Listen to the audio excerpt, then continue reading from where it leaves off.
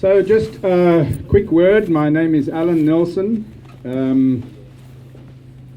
On behalf of the organizers and especially on behalf of SADRA, I'd like to extend a very, very warm welcome to all of you. What a magnificent turnout. And it's a sacrifice, I know, for everybody to give up this part of time, which is home time after hard work, and you're here and you're supporting what I think is really a wonderful cause. We'll talk a little bit about that later, but welcome, and so pleased to have all of you. Huge pleasure to be here. I do need to correct the record though. Some of you, I think, received an invitation whilst I was overseas which said that Alan Nelson was the host. That is not correct. Let me just get that straight to begin with. You are hosted by two wonderful women that are supporting a really, really good cause. They're just too humble to have made it known to you, so they decided in my absence to call me the host. That's a mistake. To Zimbini Hill and Kitty Douglas Jones, they are your hostesses for the evening. And Tim also here at his home. A huge thank you for doing what you're doing. We are super, super grateful to be here in your beautiful home, Zimbini, really lovely. And thank you for hosting this. So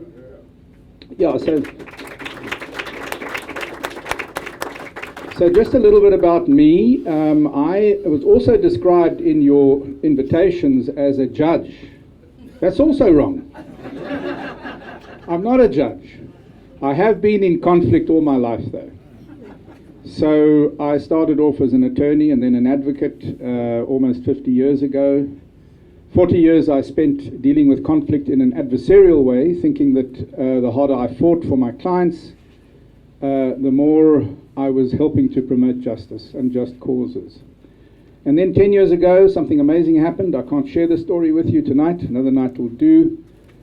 I discovered that adversarial conflict resolution is probably the worst thing that can happen to any human being. And it was because I personally became involved in 3 court cases as a plaintiff and 1 as a defendant.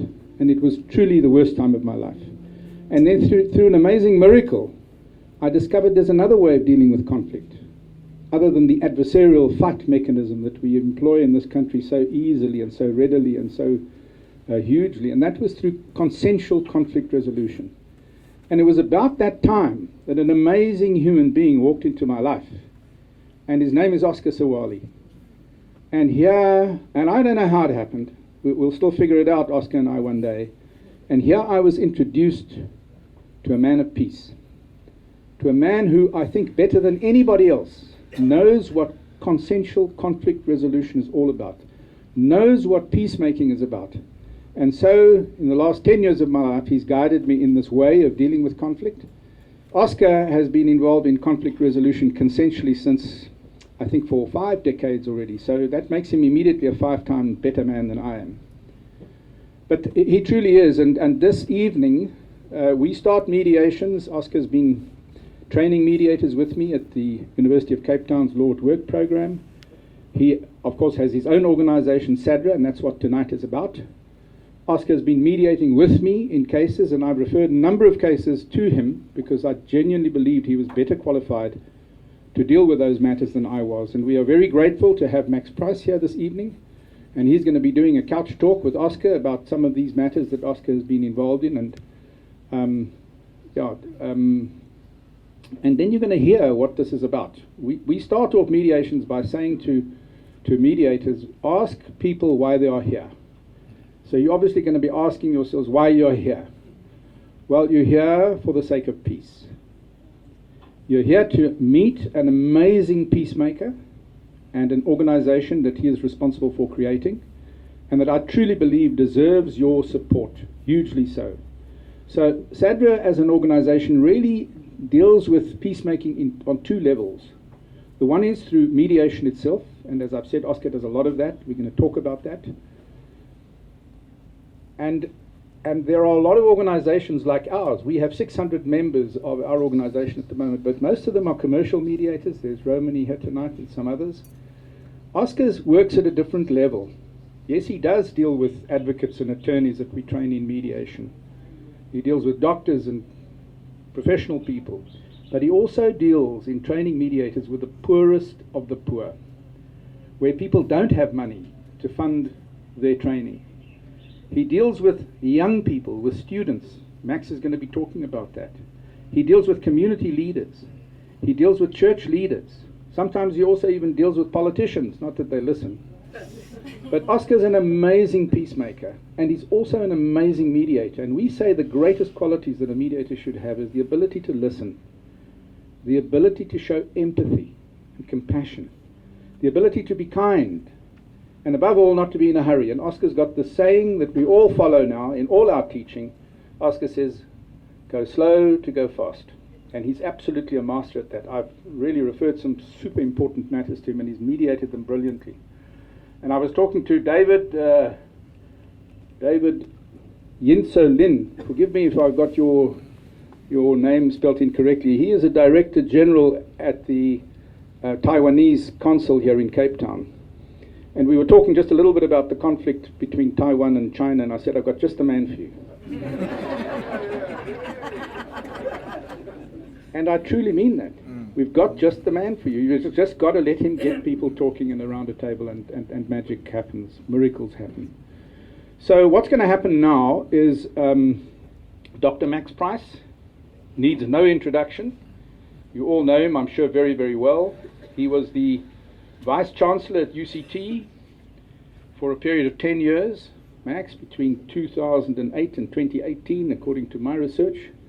He was also the Dean of the Faculty of Health Sciences at Witwatersrand University, and has qualifications in medicine and in public health. Consults in the public health sector, higher education sector, strategic leadership, deals with crisis management. And I heard from Oscar, Max, that probably most of all for tonight's purposes, that you're mentoring him and you're holding his hand in this unbelievable journey that he's on in making peace wherever he goes. And we thank you for that.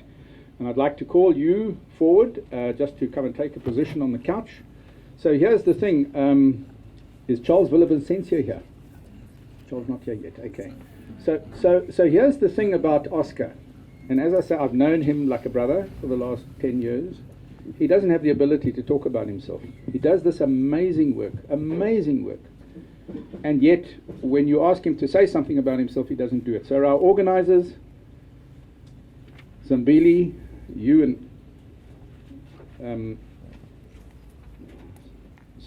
and Kitty have thought of a brilliant way. Sorry, Kitty, my apologies. Have thought of a brilliant way of getting it out of Oscar, and so Dr. Max Price is going to be interviewing him and chatting to him informally here on the couch, and hopefully in the process you'll learn more about the work that Oscar does. And tonight is really about a cry for help. And I just want to explain that quickly before I hand over to Dr. Price and Oscar. You know, when you're a peacemaker and when you're a mediator, you have to be independent.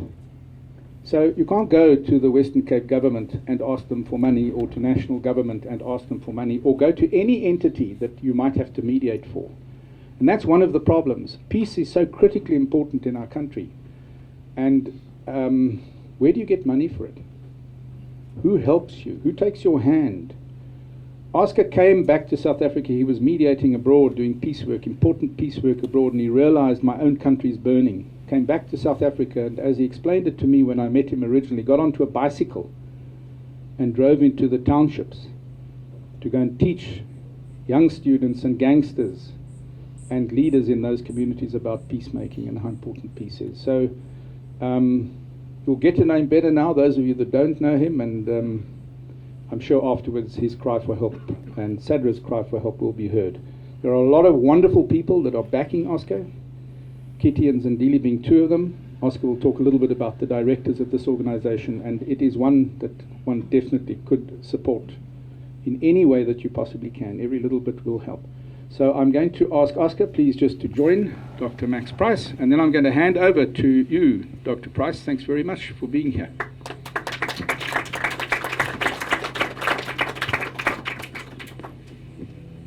So in terms of my comfort level, this doesn't count as a couch or a sofa. Sit on those ones. I'll take the couch. But I'm happy to be on the bench. Since you haven't been a judge, you say, I shall take the place of the bench. more seriously, though, I had thought there would be chairs for you, and recognizing that most of you are standing, I think we need to keep this to half an hour, not more. So let me just say in advance that we will do that so that you don't have to be too anxious. And in that half an hour, we have lots to cover. And although Oscar is not good at blowing his own trumpet, when you get him started on a topic, he doesn't appreciate how much he has to tell you, and it goes on. So he and I have already, he understands, and I want you to understand, we've discussed this. I may interrupt him every now and then. I have to, in order to get through what we'd like to get through in half an hour. He won't take offense. Please don't take offense on his behalf. Then I thought to give you a bit of a roadmap of where we're going to go. We're going to cover 6 areas. Actually, one you've covered sufficiently. I was going to say to Oscar to start by telling us how you got into this field, but in a way, you said he used to do a lot of international mediation in Africa, particularly in other African countries, political mediation between conflicting major organizations. And on one of those trips, somewhere around 2014, I think he, looking at the country here and recognizing this is really where his skills were needed more than anything else. Well, not more than anything else, but he could make a huge contribution here. And he sort of shifted his focus. So that was part one. We've dealt with it. There are 5 other parts, though. The second, though, is to talk about a little bit about Oscar's work that he does himself as a mediator, because his work and his reputation as a teacher or as a trainer of mediators, as a person who can help solve problems, is very much based on the reputation he acquired as a mediator himself. And they are fascinating stories. There are many such stories. And in the conversations we've had, we've identified 2 or 3. And depending on how long he takes to tell you about them, I'll cut him off at the right point. So this is really talking about you and your approach to mediation. And I thought that the story of the Grabo school and the conflict that arose there and how you approached it with a little bit of detail, because most of us who've never had to do that wouldn't know where to start. So we don't understand the skills that are involved. I'd like to ask you to start by telling us the story of the school and your role there and how and what happened in the end. Thank you very much, Max, and thank you to everyone for being here tonight. And let me just fix something quickly. It was in 2012 when I made the decision to focus here, and it also had a lot of financial implication. And so my wife sitting there is the woman who was able to say, go where your heart is. And we had to forego a lot of things so that I could do the work that I do today in our communities. We are all indebted to her. Thank you. Thank you. Now, with the Grabo, I mean, I don't know how many people have seen the school in Grabo. It's a beautiful high school, Umyez Wama Apile. And it was one of those, you heard Alan say he refers mediations to me, and it was one of those mediations where Alan said Oscar will be better suited for this mediation. And what government was trying to do was to build a school, and the conflict in the community meant that every time the foundation was starting to go up, it was demolished. And the first contractor disappeared with whatever they can claim. There is a clause in these contracts that if you can't do the building, then you claim, and they disappeared. And the second contractor, I think we were on the 3rd contractor, and the Western Cape government was worried about losing the whole amount to the National Treasury. And so they started looking at how do we deal with this, and they started calling people. And that's how I got involved. And for me, it was a simple thing. One is to check whether the people really want the school. And how do you check that? You actually test the whole community without going to the people who are the heads of the community, like your politicians and things like that, the ordinary people in the community. And I think once I got that sort of level of understanding, and I met about 10 people, How did I do that? I just drove into the community and I stopped about 10 people around and I said to them, I hear there's a school project, there's a problem, what is it about? And they shared what that was about, and then I began to start writing down. I've studied conflict, and so I'm able to write down the analysis aspect of it and how then, which steps you need to be able to take to get moving. But to come to it, I mean, we ended up with about 22 parties to the conflict. So those of you who think you've dealt with parties, the Grabo situation had 22 parties into this conflict. At one time, we had 400 people in a community hall. And that day, I called it the day when everybody expresses their frustration and anger. And that's all we did for 3 hours. And then we closed that meeting. And I said, we meet again next week, and next week, no more frustrations. We're looking at how do we resolve this issue in your community. And that's what we did. And it was very nice. I mean, somebody stands up and starts complaining about this and that. And I said, last week we all agreed, didn't we, community? And everybody says, yes, Mr. Zwali, you said no more complaining. And so we started looking for how do we find a way to get the school built. And that really got us moving. And the school is right there. And when I'm discouraged most of the time, I drive to that place, I stop in front of the school, and it's a reminder to me that when people talk, when people come together, we can see things beginning to happen in our country. I think I did that very shortly. You did that beautifully. You did that beautifully. Yeah. I have to say that you reminded me of a 22 part. I mean, it's not a very big community. 22 different stakeholding, conflicting parties. But it's a reminder of how tough this is, but also a reminder of how important it is and how good you are at getting to the grassroots of this. You're not just dealing, which is often the mistake people make, with the representatives or the political representatives or the leaders, but they are so often out of touch with their own communities, and you did that. I'll briefly, so that they don't get bored of your voice or my voice, I'm going to intercede with a very short account of the Fees Must Fall protest, because that was another area where you came in and as an individual with your capacities and skills in peace building and in conflict mediation, were called upon by a number of different faculties and departments at UCT, and I believe at other universities in the Western Cape as well. And Alan, I think, were you involved in... We were involved in the Eastern Cape. In the Eastern Cape also with the NMMU, Nelson Mandela University, with Oscar. As you know, as all of you who were in the West, anyone in South Africa actually knows, that in 2015, 2016, these were very fraught and conflict-ridden times. And the universities were burning in many places. And the challenge of that sort of conflict resolution is aggravated in a way by the fact that these are young people who carry a lot of baggage, often from and trauma from their upbringing, from their backgrounds, and also, frankly, we have to acknowledge, are not yet that mature. As many of those of you who know something about psychological development, we only reach that stage at the age of about 25 when our prefrontal cortices are properly developed. Before that, we respond differently when we're provoked, and often without the inhibitions that adults will bring to bear on their interactions. And so it needs a different set of skills to address conflict in those situations, because you're not just dealing with the issues and the interests and the rational arguments.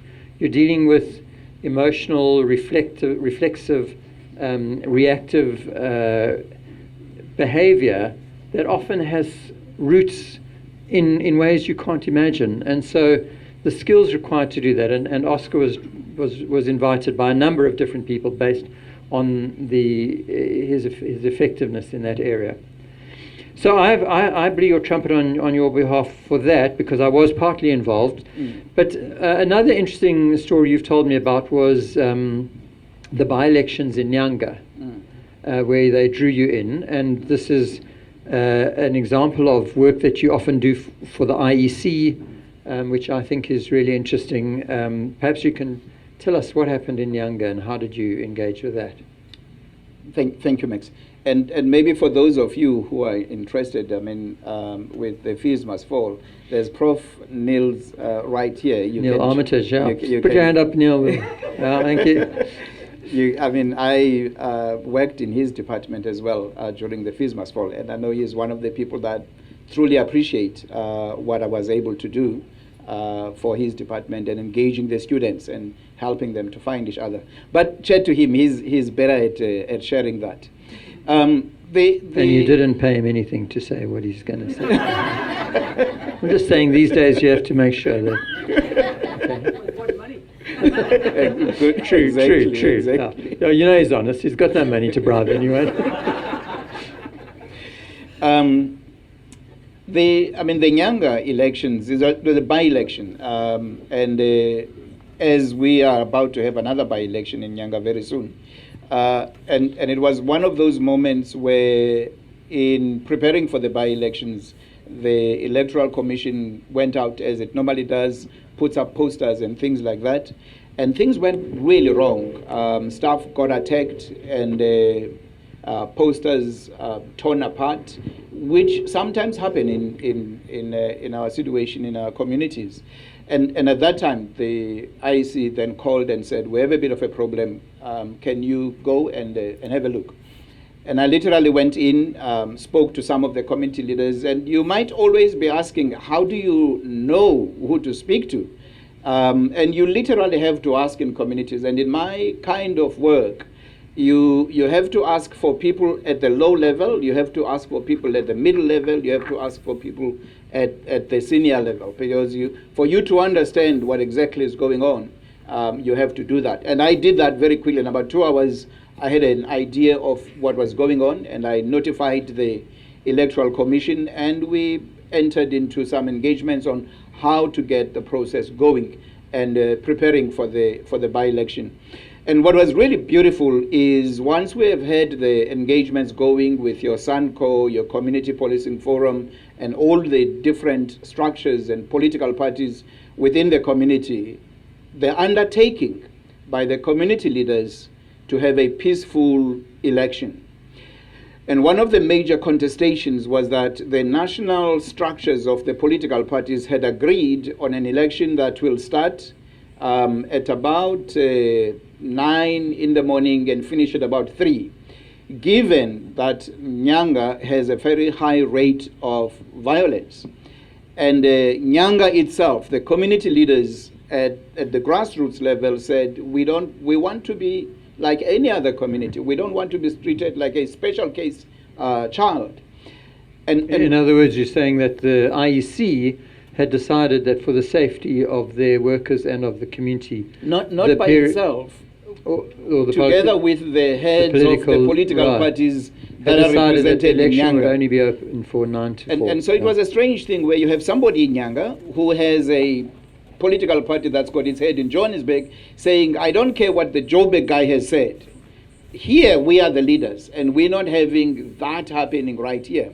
And so the IEC got to understand that, and they listened to what the community actually wants and how the community wants the election to be held. And for me, it was an amazing thing, because on the day before the election, the day of the election, were the most peaceful days in Nyanga. On the day of elections, I mean, we closed the voting station at 9, people began counting, and at about 12 midnight, I walked out from one police station to another. You can't do that at 12 midday in Nyanga without getting robbed. I did that at 12 midnight because the community leaders had taken the responsibility for peace. And this is what I believe in, is that if we have those kind of seeds in the communities in our country, we will see peace. Peace is not something that can be held by somebody who sits in Pretoria or elsewhere.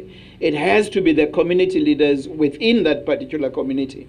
And so my role is really to spend time engaging community leaders, training community leaders, so that they can uphold that peace. And so we had a very peaceful, I mean, that whole thing, the election started at 6 and then... You've made that point. You've made that point now.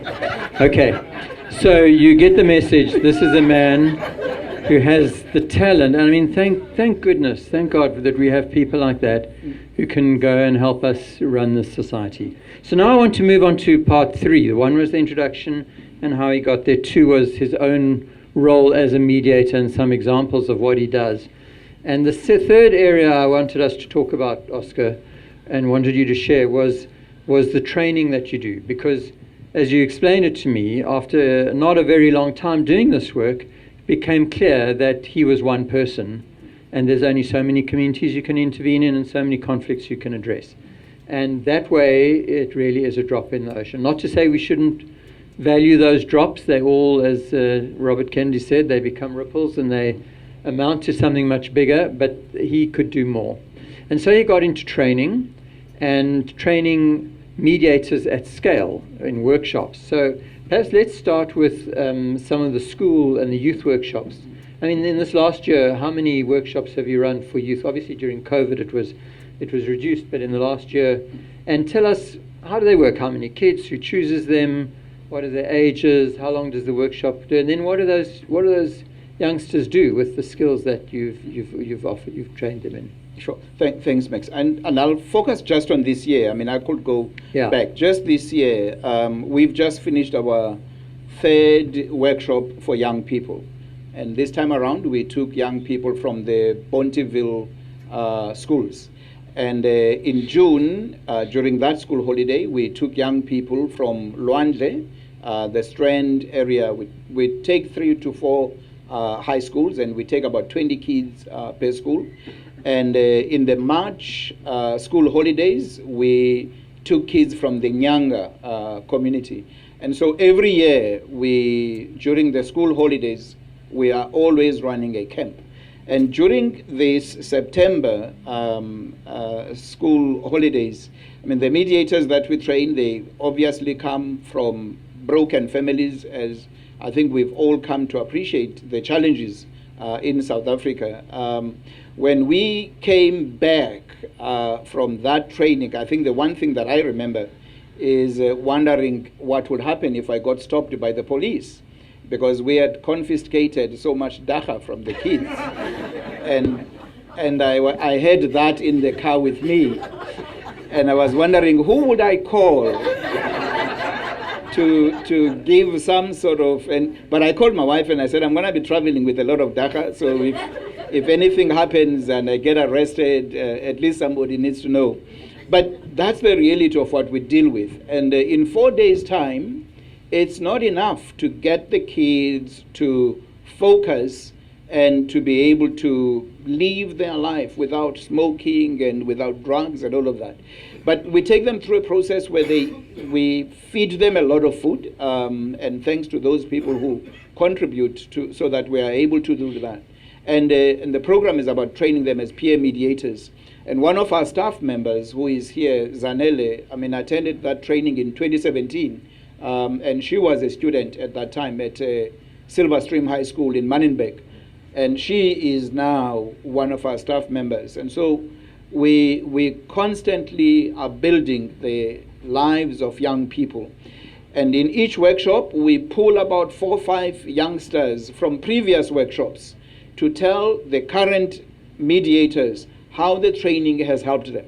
And in this training, what I remember the most is one of the young ladies that we brought, and she's a student at UWC at the moment, doing her 2nd year. And she shared how the training as a peer mediator, before she even mediated conflicts, it helped her to deal with her own conflicts inside, which really made her to hate herself and to be wanting to cut herself. And so you have young people who are dealing with a lot of issues, and when we're training them as peer mediators, I mean, we deal with issues of anger. We deal with the conflict that is within the person and how that conflict makes young people to want to destroy their lives. And I mean, a good example is there was a time when I asked the young people, how many of you have lost your anger and you did something that you regret? And almost all of them had their hands up. And I said, so what did you do? One girl stood up and she said, I beat my uncle. And I really felt sorry about it. And another one, it was a mother that was beaten. Another one, it was an uncle that was beaten. I mean, almost 80% of the kids either had beaten a family member or another kid. And this is not just something that I'm saying. It's research. You know that. It's just that to hear it from the youngsters themselves, saying, I fight not because somebody has done something to me. It's me who has the problem, the issues that I'm carrying.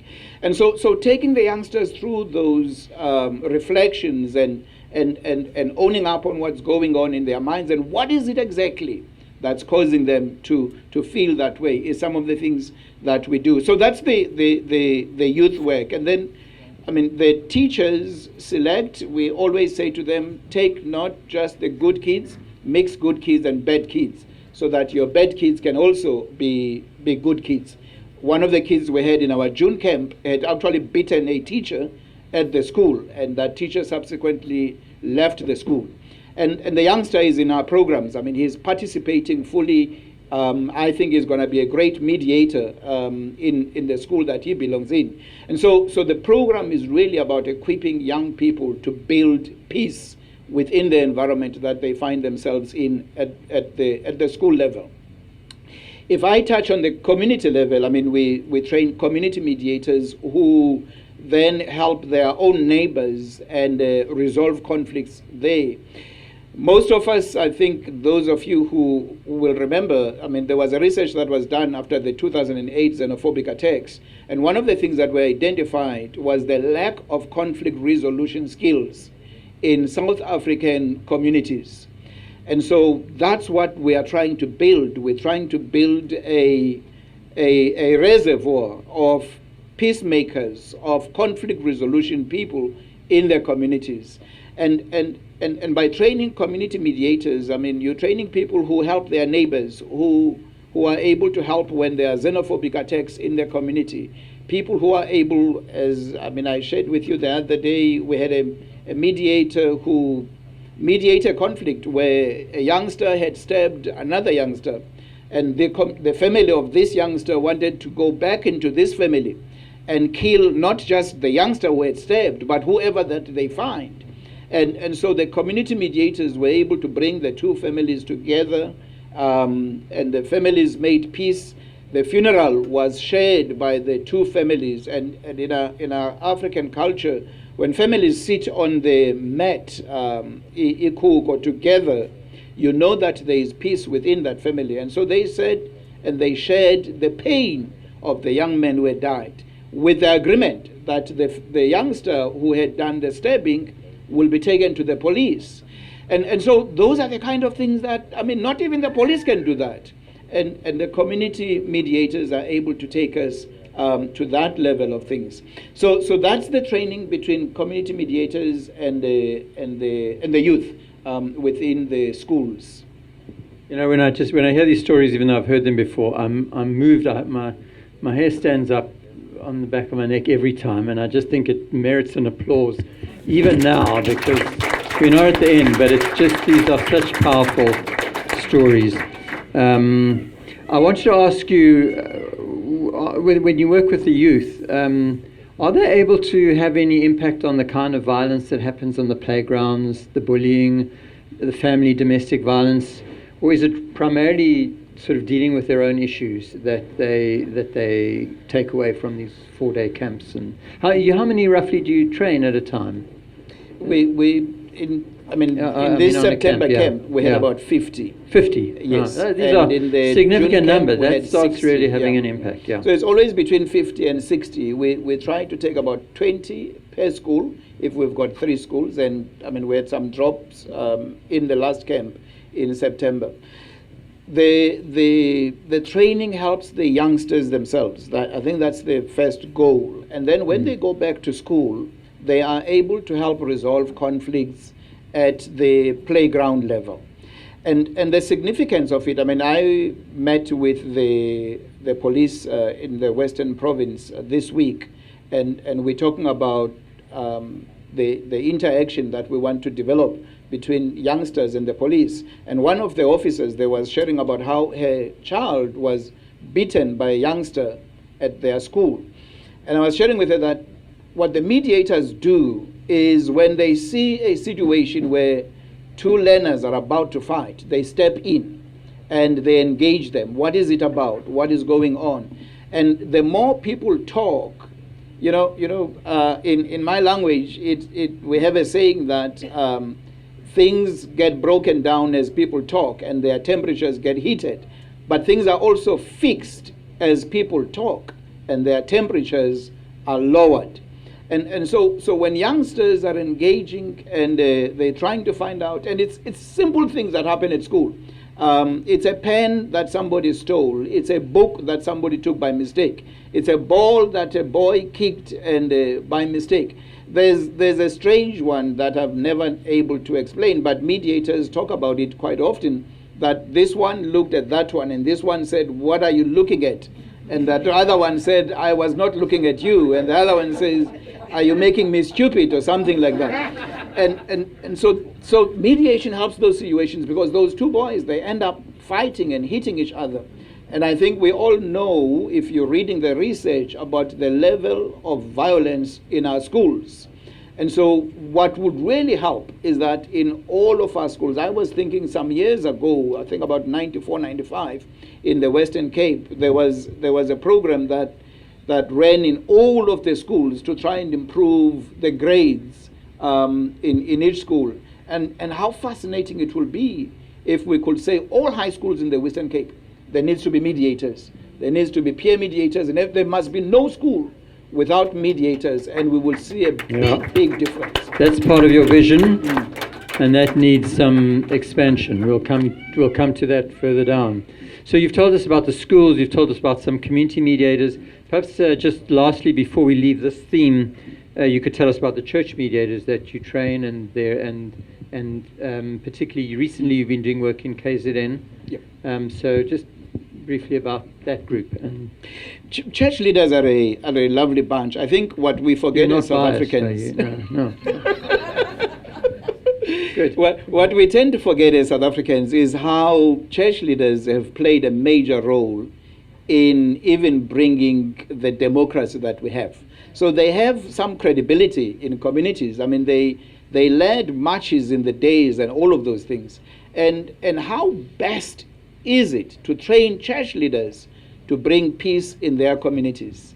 And the training that I do is a little bit beyond just building the skills in terms of peacemaking and all of that.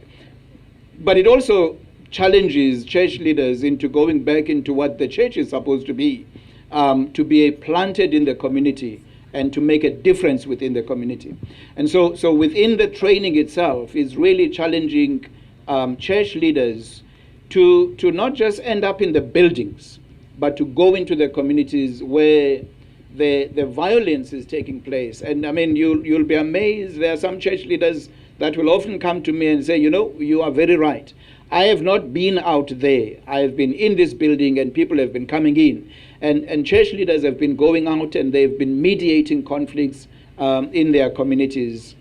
A number of events, I mean, I could share quite a lot. One that happened about 2 weeks ago was in the Eastern Cape, where one of the bishops was called because he was known to have been trained, and he was called because there was a shooting at ShopRite. There were some robbers that stormed at ShopRite.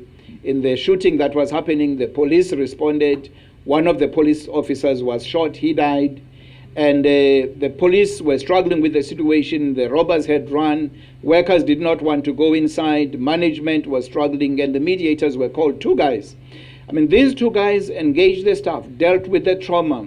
Staff went able to go back, reopened the ShopRite checkers. I mean, he sent me a picture with them just as they were opening the doors, smiling from ear to ear, and staff getting back to business to do what the shop was meant for.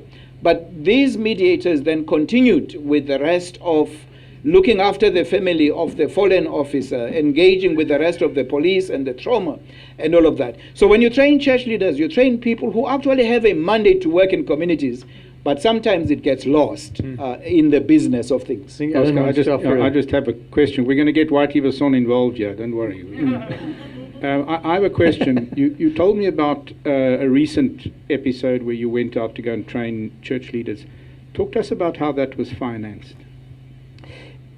I think it's a leading question. Did you get that? You got that right. Okay. Bit unsubtle, Alan, but never mind. We'll let Oscar. Yeah.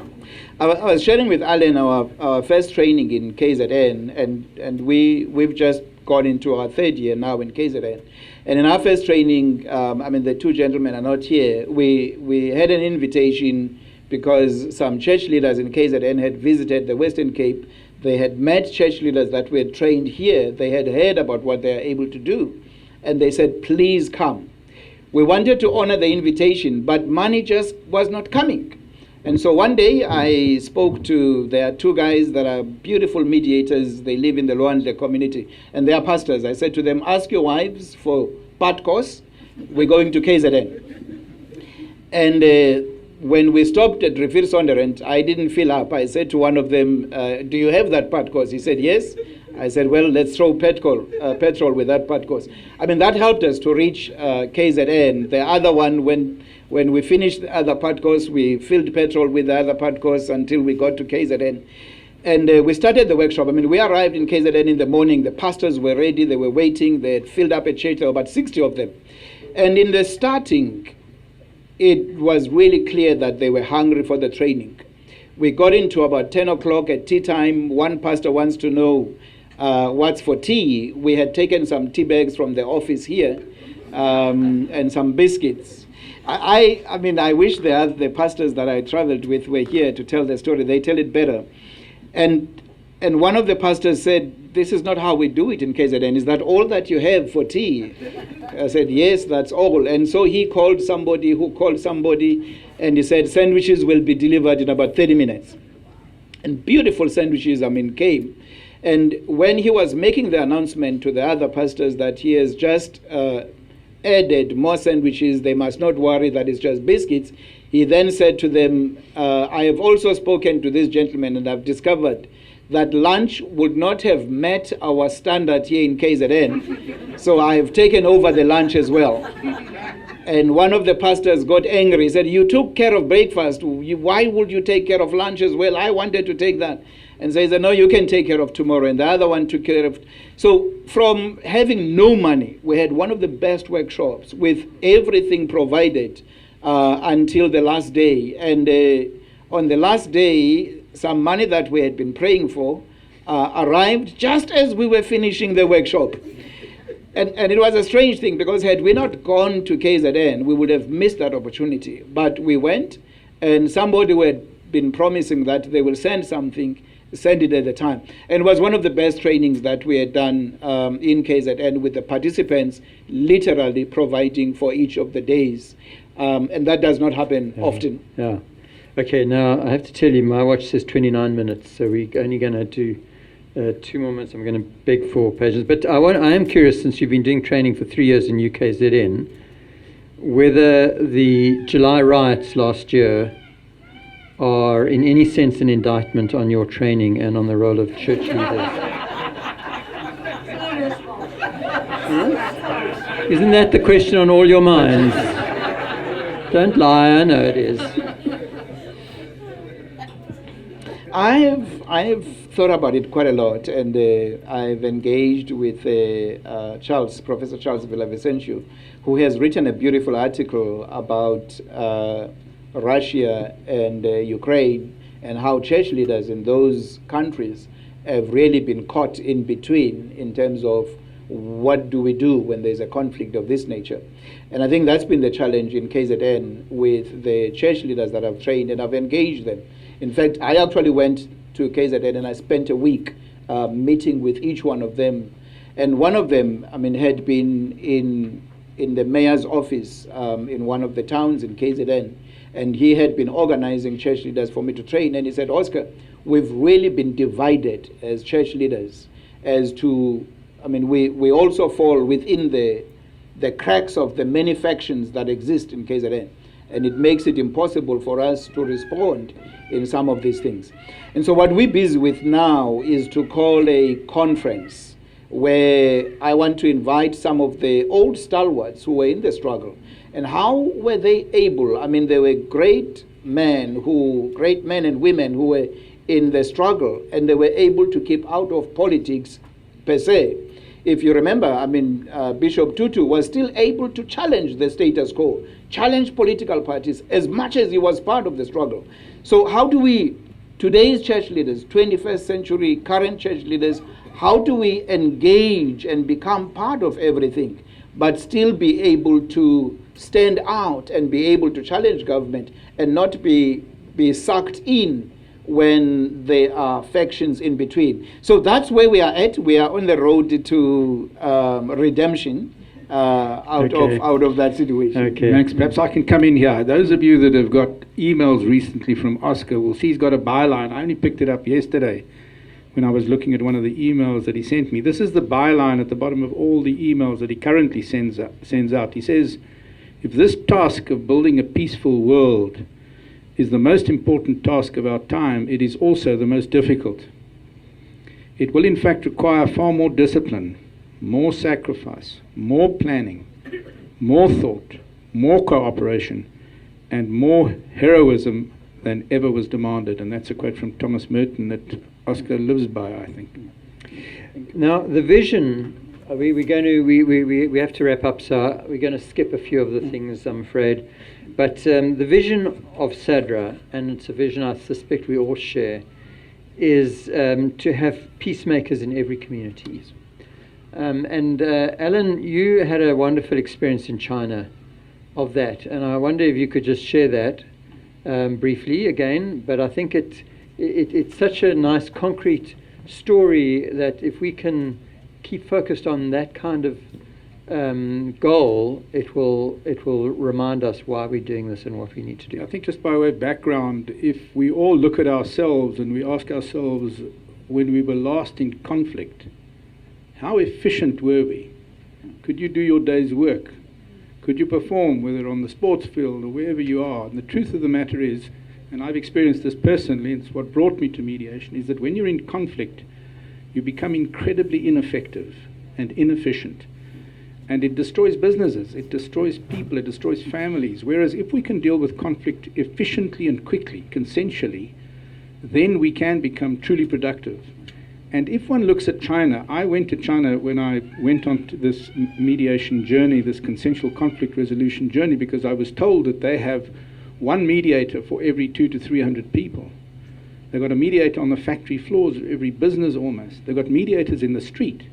So the moment a problem arises, there's somebody there to talk to people and engage in dialogue. And I truly believe that's one of the reasons China has risen as immensely as it has, because of their ability to deal with conflict efficiently. Okay, we all know there are certain bad things there, but the truth of the matter is they are the economic leader of the world. Why is it? And I believe it has a lot to do with how they deal with conflict. I was traveling on a bus. The bus was involved in an accident on the main street. And within seconds, the bus driver was out of his car, the person who drove the motor vehicle was out of his car, and there was a third person with them. And I asked the person next to me, who's that? They said, that's an official mediator. And 2 minutes later, bus driver turns around, gets into his car, problem solved, and everybody goes on with their business. If that happened in South Africa, we probably all would have stood in queues for miles and miles whilst the police make diagrams so that the thing can be fought out in a court of law. Yeah, it's a great story. Thanks, Alan. Okay, so we're wrapping up, and what I want to, you'll have time to talk to Oscar and ask him about other things. In one sentence, what we didn't get to is the role that Oscar and SADRA plays as a hub. Having trained lots of people now, they have these networks, they have these databases, so that, for example, the provincial directorate could call up Oscar and say, we need community mediators in this community, can you help us identify them? And they are deployed, or they are invited to go and help. and so that it's not just he as an individual mediator, he as a trainer of many other mediators, but also now as the coordinator and hub of networks of mediators, and hopefully across the country.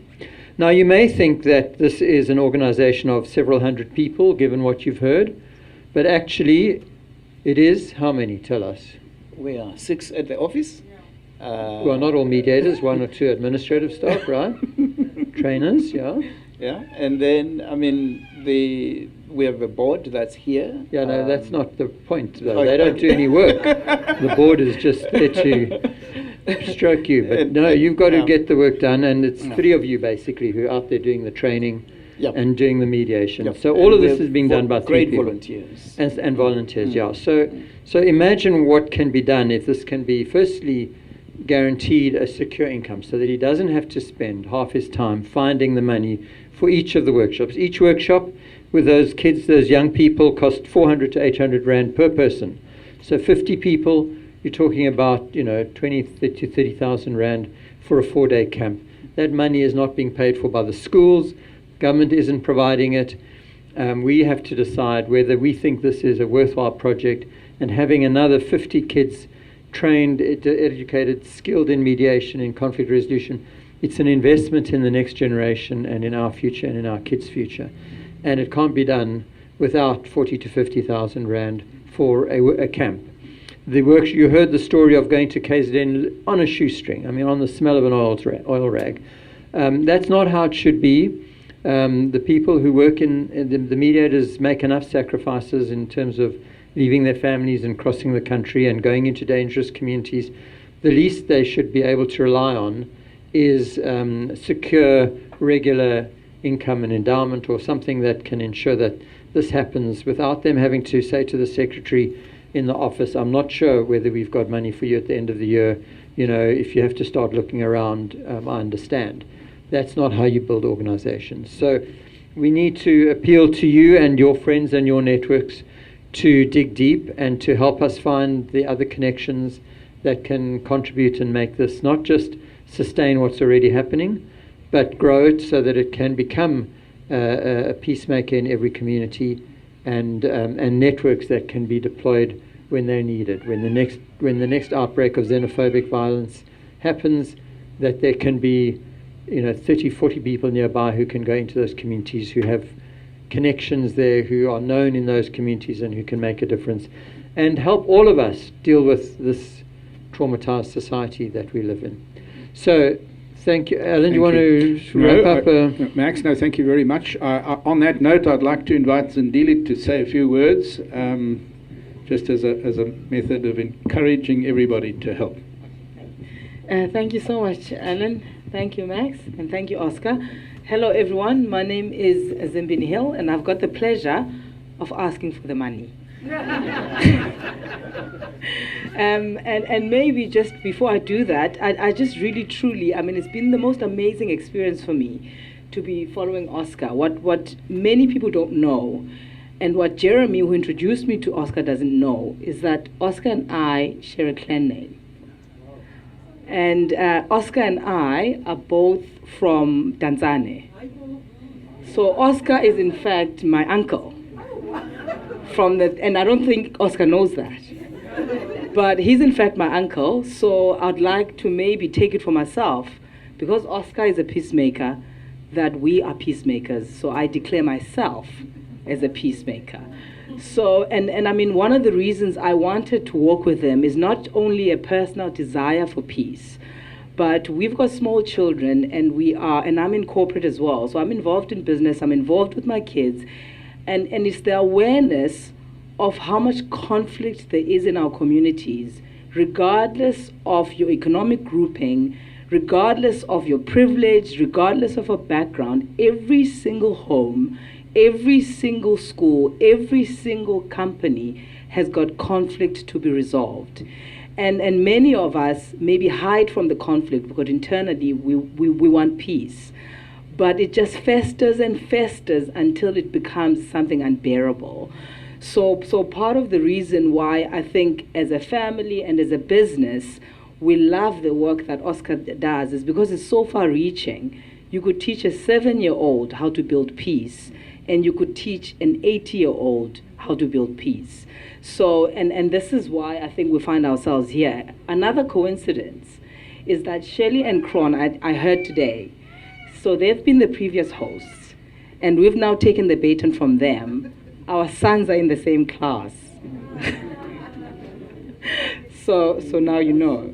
So it's a very small world. We didn't know this until today. So we're very grateful that we're now taking the baton from them, and we will do the best we can to gather people to bring awareness to conflict resolution, to mediation, to the work that Oscar does.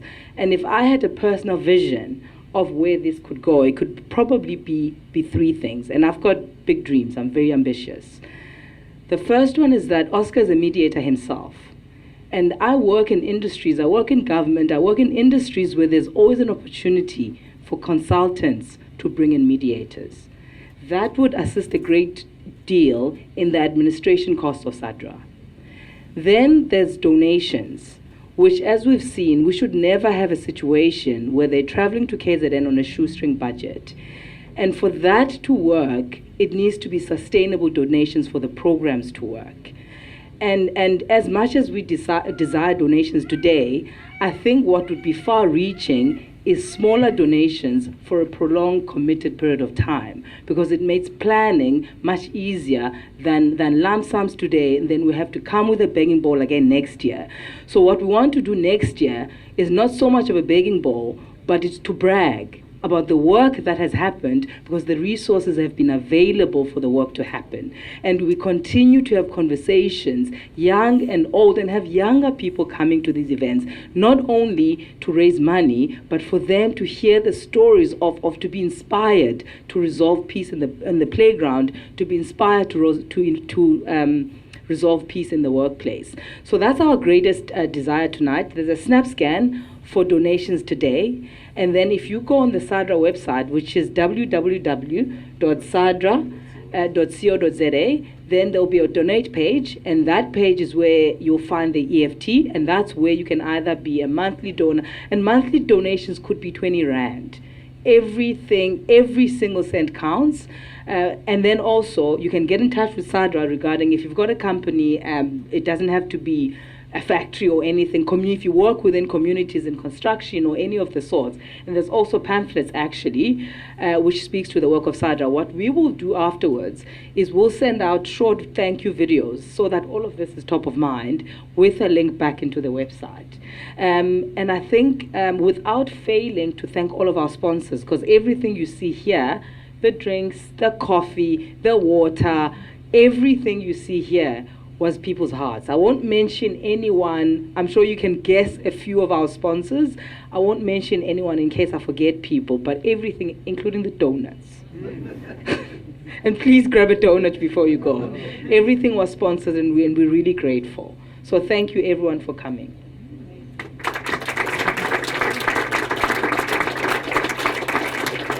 So, yeah, thank you very much, Zambili, for that encouraging note on which we are going to end tonight.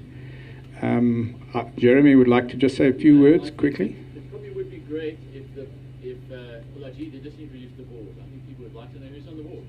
Yes. Oscar, would you help us with that?